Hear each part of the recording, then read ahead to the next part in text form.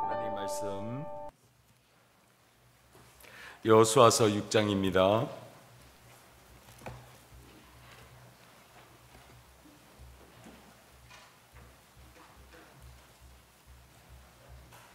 여호수아서 6장 15절에서부터 21절까지 말씀입니다.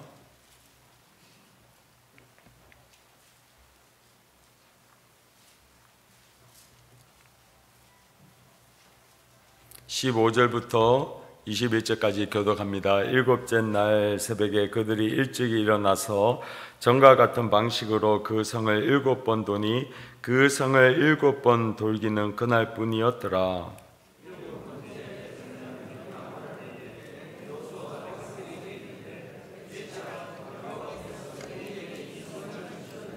이 성과 그 가운데 있는 모든 것은 여호와께 온전히 바치되 기생 라합과 그 집에 동거하는 자는 모두 살려주라. 이는 우리가 보낸 사자들을 그가 숨겨 주었음이니라.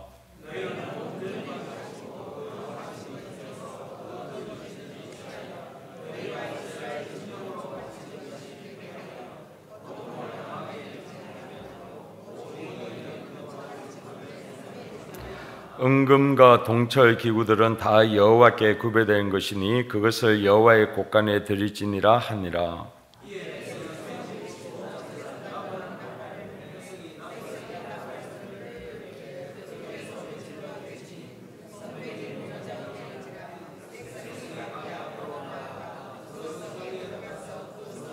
다 같이 그 성 안에 있는 모든 것을 온전히 바치되 남녀노소와 소와 양과 나귀를 칼날로 멸하니라.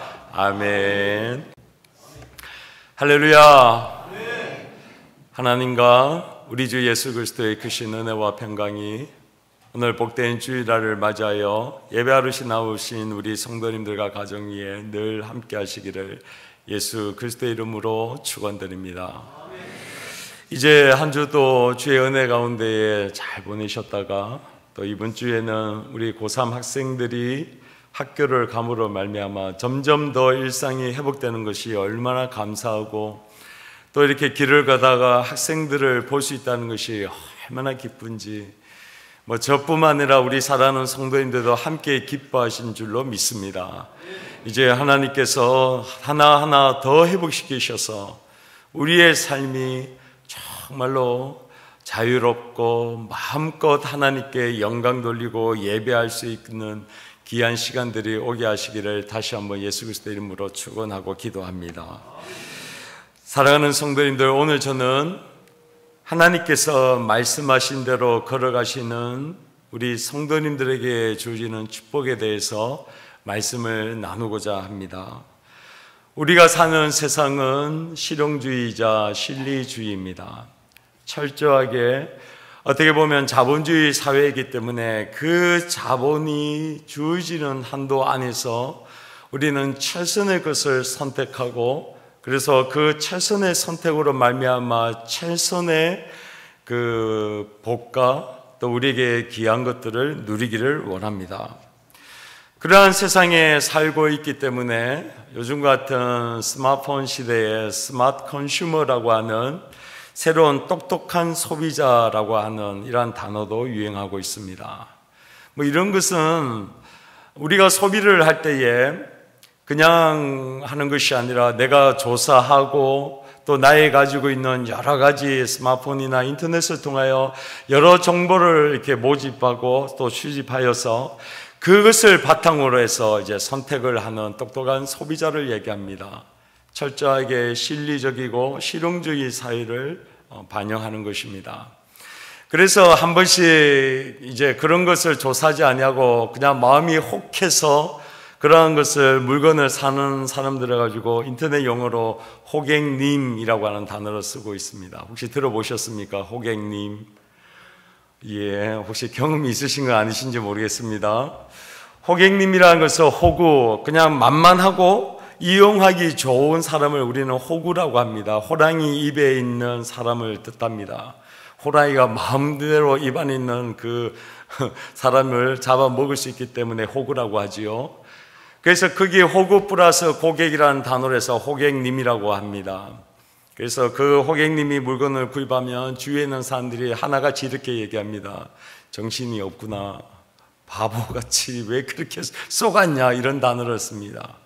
왜냐하면 실용주의 그리고 실리주의의 사회 속에서는 그거보다도 더 좋은 거, 내가 인터넷이나 스마트폰을 통해 그런 데이터를 통해 내가 최저가를 구입할 수 있고, 또 다른 곳에서 오히려 우리 한국을 넘어서 저 해외에서 직구할 정도로 우리는 실용주의와 실리주의가 팽배한 사회 속에 살고 있습니다.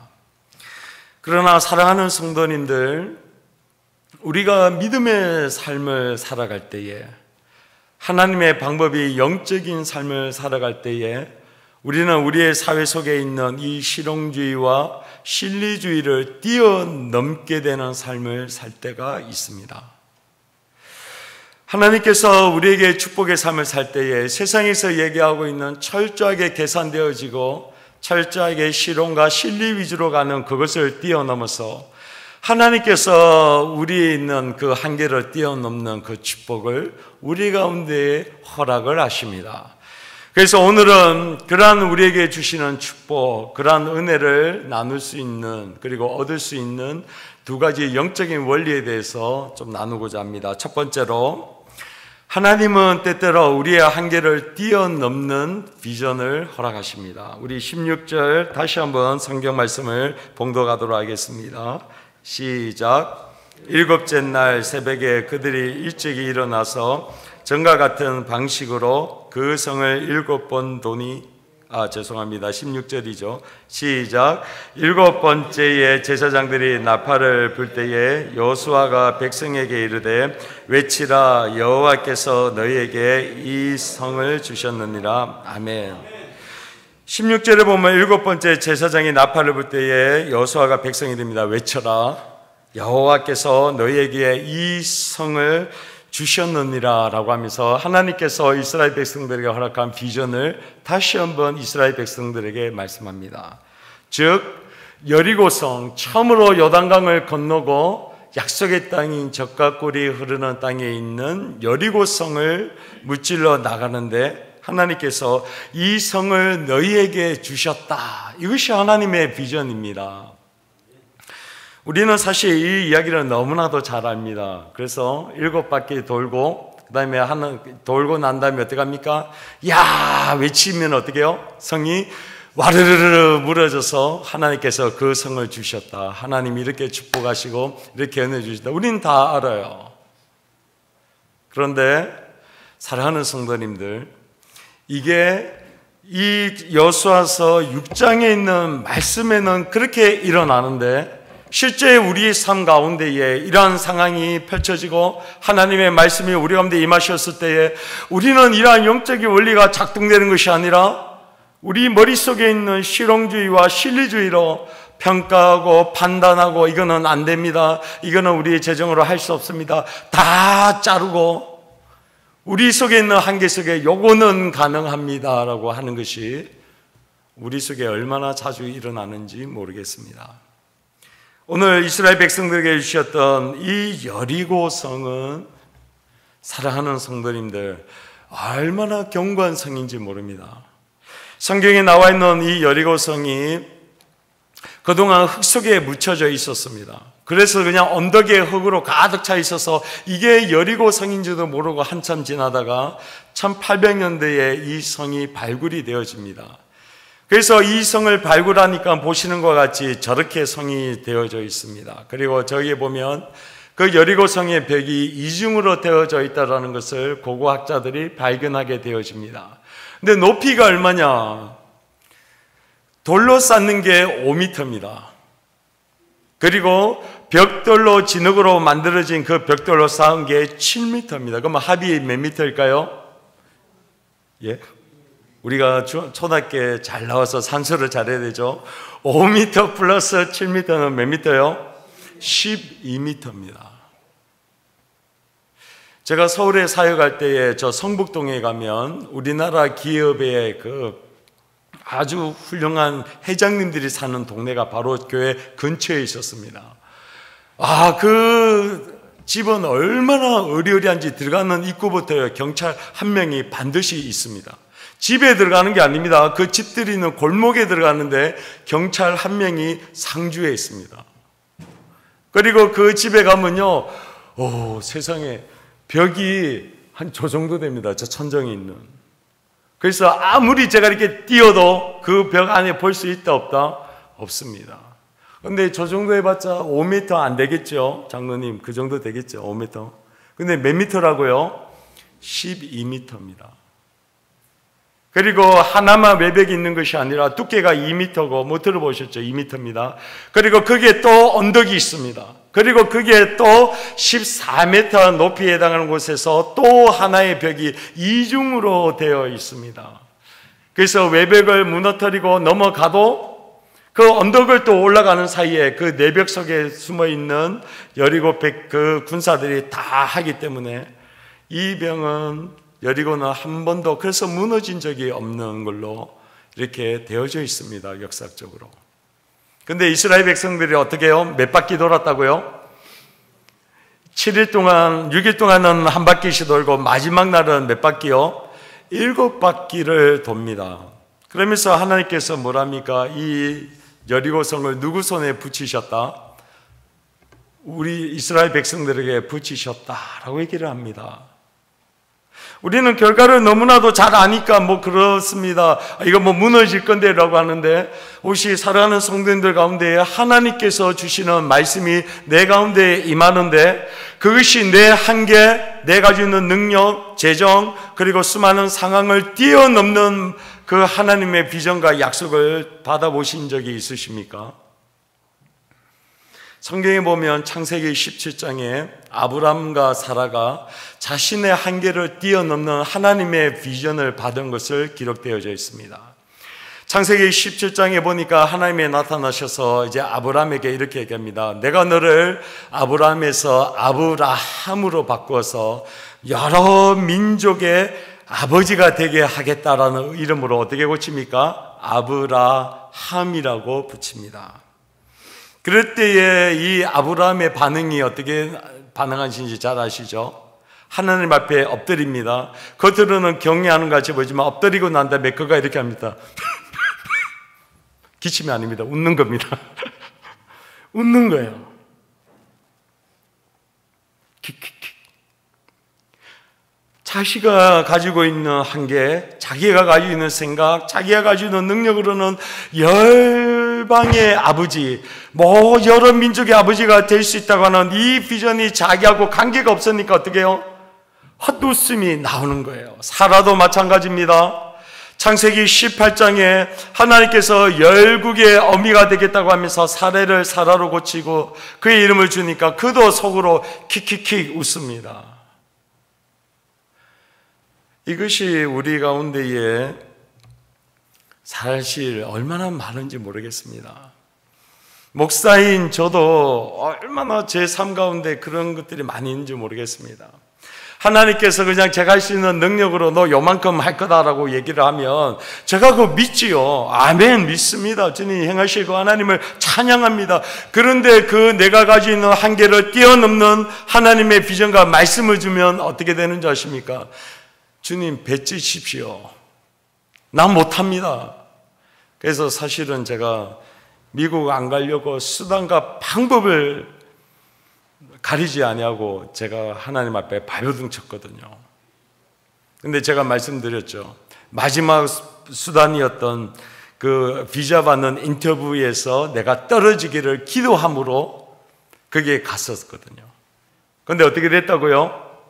인터뷰하는 동안 그 미국 영사관의 말 한마디에 제가 한마디 말도 못하고 5분 동안 침묵 가운데에 있다가 그냥 영사는 이렇게 커피만 마시고 있고, 이제 드디어 떨어졌구나.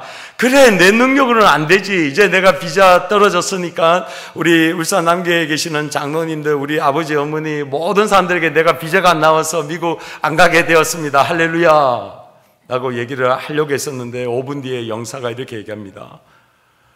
비자 나왔으니까 미국 잘 다녀오십시오.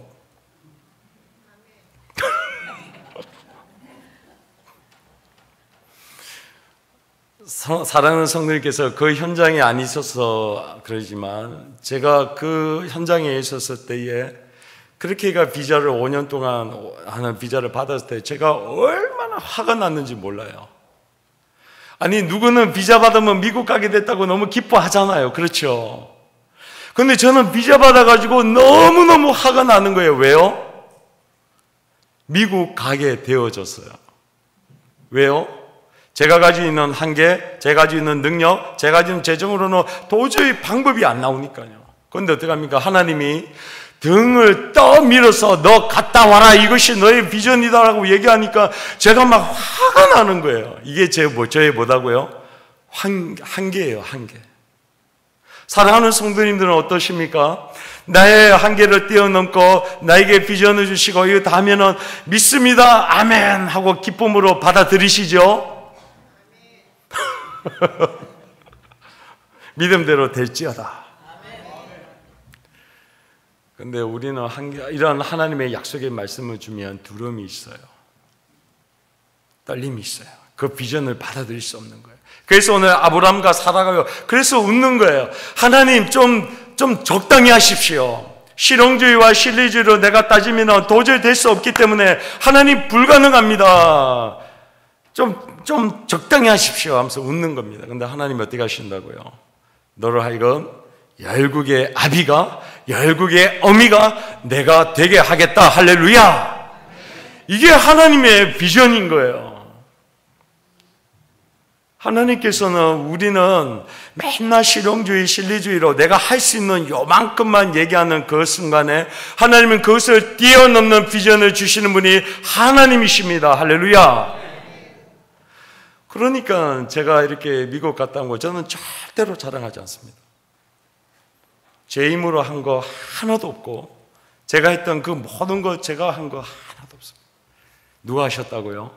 하나님이 비전을 주시고 하나님이 등 떠밀어서 해서 죽을똥 살똥 고객시켜서 그 다음에 다시 한국으로 오시니까 뭐 제가 뭐라 얘기하겠습니까? 사랑하는 성도님들, 오늘 하나님께서 이처럼 우리에게 우리의 한계를 뛰어넘는 하나님의 비전을 주시는 분이신 것을 믿으시는 우리 귀한 성도님들이 되시기를 예수 그리스도의 이름으로 축원드립니다. 당시에 이스라엘 백성들이 여리고를 무찔러 갔었을 때는 여호수아서 3장에 나온 것처럼 모든 추수를 다 끝마치고 난 다음이었습니다. 그러니까 그 성 안에 먹을 것이 가득 있던 시절이었습니다. 그리고 여리고성 그 위에는 고지대에 있었기 때문에 꽃과 풀이 아주 풍성한 곳이었고, 그래서 별명이 뭐냐면 거기가 향수라고 하는 별명이 있는 지역입니다. 완벽합니다. 그리고 여리고에 보면 엘리사의 샘물이라고 해서 물이 있습니다. 왜? 엘리사가 시대에 그 선지자의 제자를 와서 이 물이 쓴물입니다고 하니까 그 소금을 3개를 준비하여서 거기서 넣자마자 그 물이 단물로 바뀌어졌던 그것이 어디냐? 여리고입니다. 풍부하고 물과 이런 것이 너무나도 많은 것이 여리고입니다. 그런데 하나님 어떻게 해요? 12m의 벽이 있고 또 언덕을 올라가야 되고 또 내부에 있는 그 모든 것, 역사 이래로 단 한 번도 물리친 적이 없는 그 성을 너의 손에 붙이겠다라고 약속을 합니다. 그래서 이스라엘 백성들의 한계입니다. 근데 사랑하는 성도님들, 인간의 방법으로 이것을 할 수 있다고요? 못합니다. 절대로 못합니다. 우리는 아예 실용주의와 실리주의가 있어서 그것을 뛰어넘으려고 시도조차도 안 하는 것이 여기 있는 목사요, 여기 계시는 우리 성도님 줄로 믿습니다. 그런데 두 번째 영적인 원리가 있습니다. 그것은 바로 뭐냐? 하나님은 순종을 통해 우리의 한계를 뛰어넘게 하시는 분이십니다. 할렐루야. 우리의 인간 능력으로는 뛰어넘을 수 없어요. 할 수 없어요. 우리가 가지고 있는 실용주의와 실리주의로 도저히 시도조차도 할 수 없는데 하나님께서 순종하는 그의 백성들, 아니 순종을 하게 하는 그 자리에 있게 하심을 통하여 우리의 한계를 뛰어넘게 하시는 분이 바로 우리가 믿고 있는 하나님이십니다. 오늘 본문의 말씀 우리 19절, 20절 다시 한번 봉독하도록 하겠습니다. 시작. 이에 백성은 외치고 제사장은 나팔을 불매 백성이 나팔 소리를 들을 때에 크게 소리 질러 외치니 성벽이 무너져 내린지라. 백성이 각기 앞으로 나아가 그 성에 들어가서 그 성을 점령하고 21절 그 성 안에 있는 모든 것을 온전히 바치되 남녀노소와 소와 양과 나귀를 칼날로 면하니라. 아멘. 하나님께서 비전을 주셨어요. 그래서 너희들의 7일 동안 이것을 돌아라라고 하면서 하나님이 그 방법도 허락을 하십니다. 그래서 돌았죠. 하루 돌고 이틀 돌고 6일 동안 돕니다. 그리고 마지막 7일째는 어떻게 해요? 15절에 나온 것처럼 새벽 일찍 일어나 온 백성들이 어떻게 합니까? 그 벽을 몇 번 돈다고요? 7번을 돌도록 하십니다. 여리고성의 크기가 어느 정도냐면 저쪽에 중국에 가면 학성공원 아시죠? 그 공원의 한 5배 정도 되는 크기입니다. 그러니까 사실 그게 크지가 않습니다. 그거를 발굴하는 역사자들이 하니까 한 1,500명, 2,000명 되는 작은 도시다라고 추측합니다. 물론 이스라엘 백성들은 200만 명이니까 크지요. 그런데 어떻게 해요? 그 벽은 너무나도 견고하여서 그 어떤 군사들도 물리쳐 본 적이 없는 견고한 진입니다. 근데 하나님께서 어떤 방법을 씁니까? 7날을 그 성벽을 돌도록 하십니다. 7바퀴 돕니다. 마지막 날은 온 백성들이 7째 돌기 때문에 아침부터 해서 밤늦게까지 이게 돌게 됩니다. 근데 이스라엘을 우리 성지 순례 갔다 오셨던 우리 성도님들은 잘 아시죠? 그곳에 이 태양빛이 얼마나 뜨거운지 모릅니다. 낮에 이렇게 반팔 입고 가면요, 이게 너무 뜨거워가지고 긴 팔을 입고 이 팔을 가려야지, 안 그러면 이 팔이 탈 정도로 너무너무나 뜨거운 곳이 이스라엘 지역입니다. 근데 새벽부터 시작해서 이제 새벽에 놀 때는 시원하니까 괜찮겠죠. 근데 돕니다. 한 바퀴 돌고 두 바퀴 돌면서 해가 중천에 이제 뜨기 시작합니다. 그럴 때에 갓난아기부터 시작해서 나이 많은 모든 사람까지 그 성을 돌기 시작합니다. 한 바퀴 돌고 두 바퀴 돌고 7바퀴 돕니다. 그런데 그 가운데는 우리 장로님들과 같이 믿음이 좋으신 분들도 계시겠죠. 하나님이 이 성을 돌면 우리 가운데 허락하신다. 믿음으로 나가면 이 성 무너지게 할 것이다. 우리 나가자. 와 이렇게 하고 나간 장로님들도 계실 겁니다.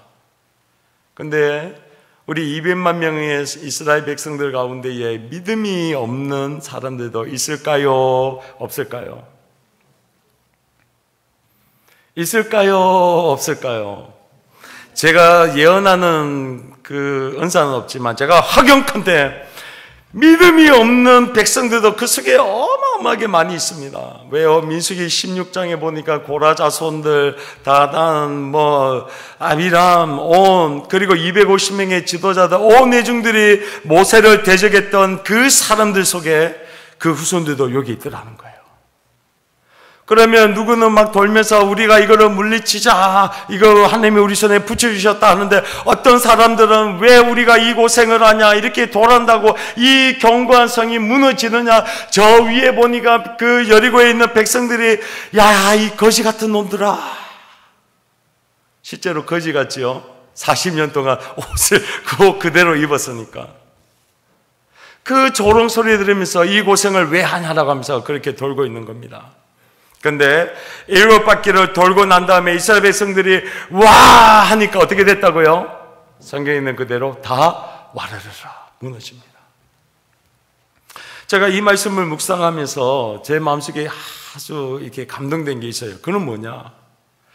하나님께서 우리 장로님들 같은 믿음이 좋으신 분이시나, 또는 우리 어린 친구들, 아주 갓난아이와 같이 믿음이 없는 사람이든 어쨌든 돌기만 하면 하나님의 약속의 말씀대로 역사는 일어난다, 안 일어난다?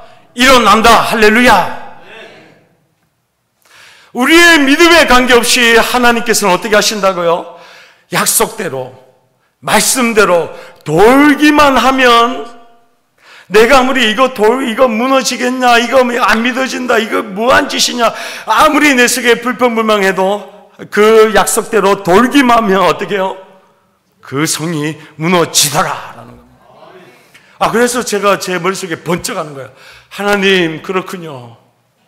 하나님, 제가 의심이 생기고 때로는 믿어지지 아니하고, 하나님 이게 될까 말까 하더라도 내가 말씀대로 돌기만 하면 하나님의 약속이 그대로 이루어지는구나. 할렐루야. 이것이 제 마음속에 가득 차면서, 싸움은 내가 믿느냐 안 믿느냐 싸움이 아니라 내가 도느냐 안 도느냐 이 싸움이구나 라는 것을 제 마음속에 들게 되는 거예요. 사랑하는 성도님들, 우리가 여리고성이 무너질 때에 우리는 이렇게 많이 들었어요. 지진으로 인해서 하나님이 와라르 흔들려서 무너졌다, 이 얘기 들으셨죠? 안 들으셨습니까? 그럼 들으셨죠? 그런데 고고학자들이 또 하나의 설이 있습니다. 이 여리고성이 무너질 때의 설이 뭐냐? 공명에 의해서 이 여리고성이 무너졌다라는 것으로 주장하는 사람들이 있습니다. 공명이 혹시 들어보셨는지 모르겠지만, 공명은 이런 겁니다. 이게 좀 공학적인 용어입니다. 모든 물체에는 고유한 진동수가 있습니다. 그렇지, 있거든요. 근데 외부에서 주지는 어떤 힘이나 어떤 것들이 가지고 있는 고유한 물체의 진동수와 외부에서 주지는 이 힘이 일치가 되는 순간 그 물체가 엄청난 힘을 발휘하게 되고 그 물체가 이렇게 막 진동과 무너지게 되는 거, 이게 공명이라고 얘기합니다. 왜 우리가 이렇게 이런 건물을 건축할 때에 보면 지진의 그 강도를 이게 계산을 해서 이 건물을 짓게 됩니다. 근데 그 지진이 만약에 이 물체에 가지고 있는 고유한 진동수와 지진에 있는 진도가 같게 되지만 이 건물이 어떻게 됩니까? 와르르르 무너지는 거죠. 우리 실제 생활에 쉽게 설명하면 이겁니다. 우리 사랑하는 성도님들, 세탁기 이렇게 돌리다가 탈수할 때 세탁물이 한쪽에 있어서 돌리면 어떻게 됩니까? 쿵쿵쿵쿵쿵쿵 막 이렇게 소리 나죠. 그럴 때 우리 성도님들 어떻게 합니까? 재빠게 막 가서 어떻게 해요? 세탁기를 스톱시키죠. 왜 그렇습니까? 그게 만약에 계속 돌아가면 어떻게 된다? 고장나는 거예요. 부러지는 거예요. 그게 바로 공명인 거예요. 세탁기에 가지고 있는 고유한 진동수와 세탁물이 그 속에 한쪽에 몰려 있어서 돌면서 생기는 그 에너지가 같이 일치가 될 때 이게 쿵쿵쿵쿵쿵 이렇게 나는 거예요. 그럴 때 우리 사랑하는 성도는 어떻게 합니까? 세탁기를 열고 이게 세탁물을 바로 해가 또 돌리면 어떻게 합니까? 윙 돌지 않습니까? 이게 공명인 거예요.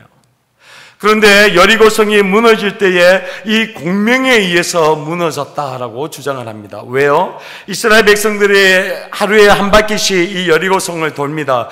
돌 때에 200만 명이 도니까 그 발에 움직이는 그것이 어떻게 해요? 이 성에 엄청난 진동을 발휘하게 되고 그 성에 그 에너지가 축적됩니다. 그리고 마지막 날, 7째 날에 어떻게 몇 바퀴 돕니까? 7바퀴를 동시에 계속해서 도는 거예요. 그러면 그 에너지가 그 성에 계속해서 압력이 주어지고 마지막 때에 어떻게 합니까? 와! 하고 소리를 치면서 그 에너지가 그 성의 고유한 진동수와 딱 맞아야 될 때 어떻게 해요? 이게 엄청난 에너지에서 와르르르 무너진다라는 거예요. 믿거나 말거나. 근데 이러한 실제적인 역사가 1940년대 미국의 타코마라고 하는 다리가 실제적으로 무너지게 됩니다. 이 다리가요 1940년대에 완성되어졌는데 이 다리가 완성된 4개월 만에 와르르 무너지게 됩니다. 그 이유는 원래 바다 바람 190km의 이 다리가 견디도록 설계되어졌는데 시속 67km에 해당하는 아주 약한 바람이죠. 그 바람이 이 다리에 가지고 있는 고유한 진동수와 일치가 되니까 이 다리가 진동이 막 일어나는 거예요. 1시간 동안 그 바람이 부니까 이 다리가 진동되다가 와르르 무너진 거예요. 이게 공명입니다. 사랑하는 성도님들, 제가 이 여리고와 이러한 역학적인 이것을 묵상을 하면서 제 마음속에 탁 드는 게 있었어요. 그건 뭐냐면 성도님들, 우리는 고유한 주파수가 있어요. 바이오 리듬 이런 얘기 들어보셨죠? 우리에게도 리듬이 있어요. 하나님이 창조하신 이 주파수가 있는 거예요. 근데 이 주파수가 하나님이 원래 가지고 있었던 그 주파수와 우리가 일치되는 순간 어떤 일이 일어나는 줄 아십니까? 놀라운 에너지가 폭발합니다. 이 대표적인 예가 사도행전 2장과 사도행전 4장에 보면 그들이 빌기를 다음에 성령이 다시 충만함으로 그것이 어떻게 된다고요? 진동하매. 할렐루야. 우리에게도 하나님이 창조하신 이 고유한 주파수가 있는데, 우리가 기도를 통해 하나님의 말씀대로 순종할 때에 하나님의 뜻이 내 뜻까지 일치되어지고, 예수님께서 하나님의 뜻이 하늘에서 이룬 것과 같이 이 땅에도 이루어지기를 원합니다라고 기도를 통해 하나님의 생각이 내 생각이 되고 내 생각이 하나님의 생각대로 일치될 때에 우리의 가지고 있는 한계, 우리의 가지고 있는 능력으로 할 수 있는 이 놀라운 에너지가 하나님께로부터 오는 줄로 확신합니다. 그렇게 하기 위해서는 우리에게 필요합니다. 뭐가 필요하다고요? 하나님의 말씀에 내 삶을 일치시키는 거예요. 하나님의 말씀에 내가 어떻게 합니까? 순종함으로 나의 주파수를 하나님의 주파수로 맞출 때에 하나님께서 내가 감히 할 수 없는 그 한계를 뛰어넘어 우리 가운데 이 새 일을 행하실 그 하나님, 그 능력, 그 놀라운 기적을 일으키실 줄로 믿습니다. 사랑하는 성도님들, 그렇다고 하면 우리 가운데에 하나님께서 우리의 한계를 뛰어넘는 말씀을 주시고, 그리고 말씀에 순종함으로 우리 가운데 이 놀라운 기적을 경험하게 한다고 하면 이제 우리에게도 하나님께서 말씀하십니다. 혹시 젊은 시절에 사랑하는 성도님들에게서 하나님이 주신 약속의 말씀이 있습니까? 그 말씀이 내 상황과 내 환경으로는 안 돼 하면서 혹시 뒤에다가 내가 이렇게 감추어두고 그 말씀을 내가 잊어버린 혹시 성도님들이 계십니까? 오늘 이 시간 성령께서 그 말씀을 생각나게 하시고 그 비전이 다시 한번 나의 비전이 되게 하시기를 예수 그리스도의 이름으로 축원드립니다. 그리고 또한 내 삶 가운데에 아직 하나님의 그 놀라운 비전, 계획과 꿈이 없다고 하면 하나님 그 비전을 나에게 허락하여 주시옵소서. 이스라엘 백성들에게 허락한 이 여리고성이 무너질 것이라고 했던 비전과 같이 하나님 나에게도 그 비전 주시옵소서, 나에게도 말씀을 주시옵소서라고 기도하시는 우리 성도님들이 되시기를 바랍니다. 두 번째로는 하나님이 그 약속의 말씀을 주셨다고 하면 순종함으로 그 약속이 나의 것이 되고 내 속에 나의 능력과 한계를 뛰어넘는 하나님의 그 전폭적인 은혜와 그 역사와 에너지가 나의 순종을 통하여 우리의 삶 가운데 이루어지는 그 축복을 누리시는 우리 귀한 성도님들이 되시기를 예수 그리스도의 이름으로 축원드립니다. 이 시간 우리 한번 기도하며 나가기를 소망합니다. 하나님의 약속 붙들기를 소망합니다. 하나님, 우리 힘과 능력으로는 할 수 없지만 하나님이 약속하신 거라고 하면, 하나님의 비전이라고 하면 내가 그저 순종하면 하나님의 비전이 온전히 이루어질 줄로 믿습니다. 하나님, 내 생각을 내려놓게 하시고 나의 주파수를 하나님의 주파수로 맞추게 하여 주셔서 오늘 사도행전 2장과 사도행전 4장에 나와 있는 그 진동케 하시는 하나님의 그 힘과 에너지가, 주의 성령의 충만하심이 오늘 나의 삶과 우리의 가정 가운데도 임하게 하여 주시옵소서. 이 시간 우리 주여 세 번 한번 외치고 기도하며 나가도록 하겠습니다. 주여, 주여, 주여. 거룩하신 하나님, 오늘 감사합니다. 우리에게 하나님 오늘 약속의 말씀을 주셔서 우리의 한계와 우리의 생각과 우리의 모든 것을 뛰어넘게 하시는 하나님의 은혜와 하나님의 그 기적의 주인공으로 우리를 불러주셔서 감사합니다. 하나님, 우리가 하나님의 비전을 주실 때에 우리 한계를 뛰어넘을 때는 우리가 할 수 없습니다. 하나님, 우리는 시도조차도 하려고 하지 않습니다. 그저 우리는 포기하고 내려놓고 하나님, 우리는 그저 우리의 생각대로 우리의 한계대로만 하려고 합니다. 그러나 오늘 하나님께서 이스라엘 백성들에게 허락하시고 하나님의 백성들 아브라함과 사라에게 하나님 만국의 아비요 만국의 어머니로 허락하신 하나님의 은혜가 하나님 동일하게 우리에게도 있는 줄로 믿사오니 하나님 우리에게도 그렇게 임하여 주시옵소서. 하나님 우리에게도 하나님의 주파수와 나의 주파수를 맞추게 하여 주시옵소서. 하나님 앞에 순종하며 나갈 때에 하나님 내 생각과 내 능력으로 할 수 없으나 하나님께서 하시는 그 방법과 능력으로 하실 줄로 믿사오니 하나님 우리를 사용하여 주시옵시고 우리의 가정을 사용하여 주시옵소서. 하나님의 그 이들 행하실 그 하나님의 이름을 찬양합니다. 이 산지를 내게 주소서. 그날에 주께서 말씀하신 이제 내가 주님의 이름으로 이 땅에 지마리 이 산지를 내게 주소서. 이를 내게 주소서. 그날에 주께서 말씀하신 이제 내가 주님의 이름으로 이 땅에